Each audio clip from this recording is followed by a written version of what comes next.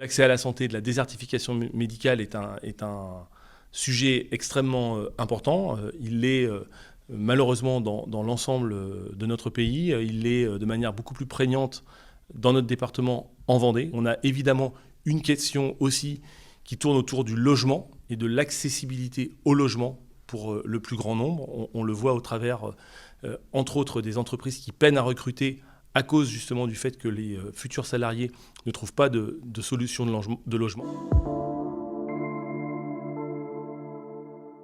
Un programme de lutte aussi parce qu'il faudra se défendre contre l'augmentation des prix, il faudra se défendre contre les attaques du futur gouvernement. Et il n'y a que les travailleurs en bagarre qui sont capables de renverser cette situation, parce que c'est le monde du travail qui fait tout tourner dans cette société. Voilà, et c'est normal qu'ils aient leur mot à dire. Les 5 circonscriptions ont le même problème, c'est-à-dire le pouvoir d'achat. On voit que c'est très difficile, on voit même que maintenant il y a même des matières premières qui manquent dans les supermarchés, comme l'huile, comme la moutarde. Et puis maintenant on parle aussi du lait, qui va arriver aussi. Donc le pouvoir d'achat c'est un vrai problème, les gens ont du mal à boucler les fins de mois, c'est difficile. Et puis on va proposer au niveau de l'Assemblée nationale un enlèvement total de la taxe sur les 100 premiers produits de nécessité.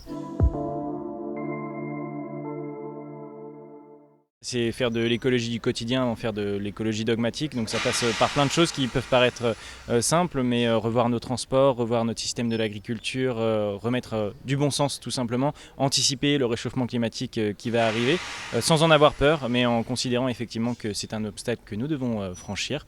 On parle évidemment de toutes les problématiques vendéennes aussi, les déserts médicaux, l'accès à l'emploi pour les jeunes, l'accès à la formation supérieure qui est plus difficile de fait, nous sommes un département rural, donc toutes ces choses-là se retrouvent dans notre programme. Au niveau des investissements nationaux, notre principe c'est de donner pour 1 euro dépensé en milieu urbain, qu'il y a 1 euro pour la ruralité. Ça c'est une chose. Et puis surtout, la proximité des services, parce que ça se fait de plus en plus rare. Et par exemple, à l'île-Dieu, on a vu disparaître, il y a une menace sur la poste, mais on a vu disparaître tous les services, sauf les perceptions et la gendarmerie. J'ai décidé d'être candidat aux élections législatives il y a déjà 9 mois de cela, tout simplement pour réinstaurer un lien, une proximité entre les habitants de la Vendée littorale et puis la personne, le député qui est élu et qui est censé les représenter à l'Assemblée nationale, puisque c'est un lien que nous avons malheureusement perdu depuis 5 ans. On ne connaît plus son député sur cette législature et il était temps de remettre de la proximité, et c'est pour ça aussi d'ailleurs, on est ici devant la mairie annexe de la Jarrie à Olonne-sur-Mer où je fais mes permanences régulièrement en tant que maire adjoint du quartier. Les problématiques du territoire, ce sont les agriculteurs. Pour moi, il y a des agriculteurs, une partie, puisque en fait, ils ne vivent pas ou difficilement du fruit de leur travail, et ça, c'est pas acceptable. C'est d'ailleurs valable également pour les salariés, pour les retraités.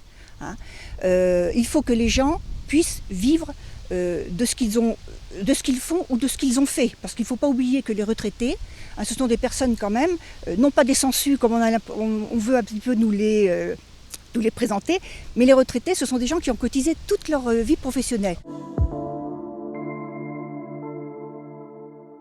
En ayant travaillé pendant un moment dans le milieu ouvrier et en ayant été marin quelques années déjà, ça fait 4 ans que j'ai vécu sur un bateau, je sais ce que c'est ce genre de vie un petit peu compliqué où on n'a pas forcément de frigo, on vit sans eau courante, sans électricité. Pareil à l'usine, quand on vit avec 10,50 € de l'heure, avec des loyers assez chers, voilà, on sait ce que c'est que les galères du quotidien.